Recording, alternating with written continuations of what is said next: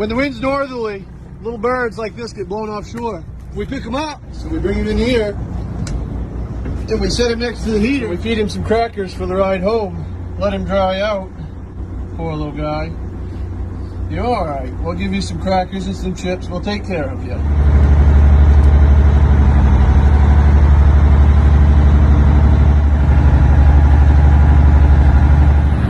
Buddy found a new seat.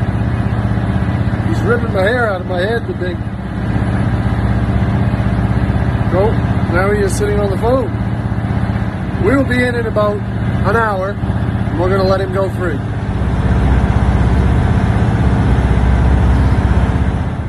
Little guy's pretty excited to see land.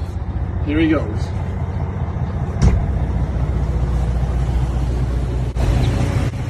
See you later, buddy.